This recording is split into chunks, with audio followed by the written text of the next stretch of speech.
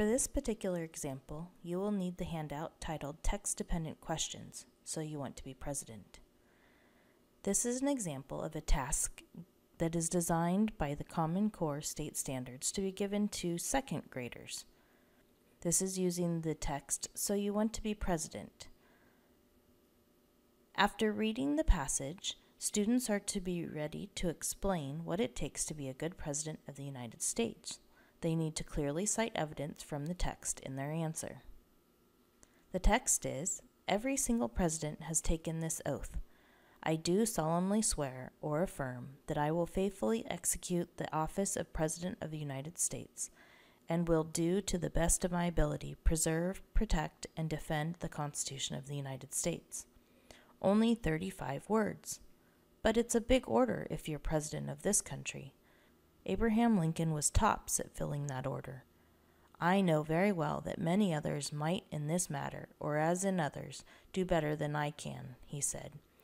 But I am here. I must do the best I can, and bear the responsibility of taking the course which I feel I ought to take. That's the bottom line.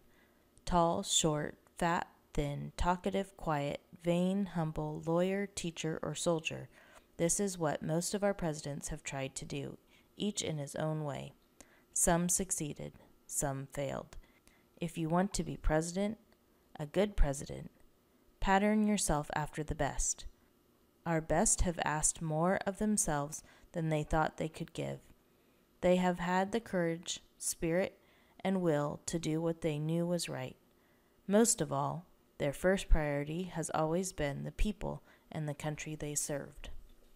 Given the task to explain what it takes to be a good president of the United States can be daunting for many students.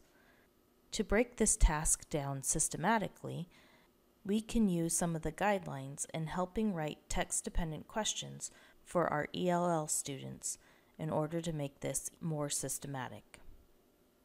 Using the handout, you can scan through a variety of ways to make this lesson more systematic. One of these ways, found on page 2, is determining key ideas of the text and if background knowledge is needed. Another way is to target vocabulary and text structure. An example of this is found on page 3. On page 4, a suggestion of finding the sections of the text that will present the greatest difficulty and craft questions that support students in mastering difficult syntax, particularly dense information or places that offer a variety of possible inferences.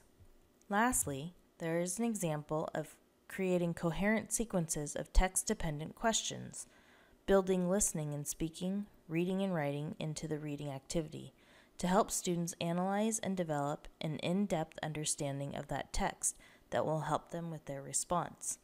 Examples of these can be found on pages 5 and 6. These are just a few ways that you can make this lesson more systematic. Taking a big assignment and chunking it into smaller parts can only make the learning more meaningful for students.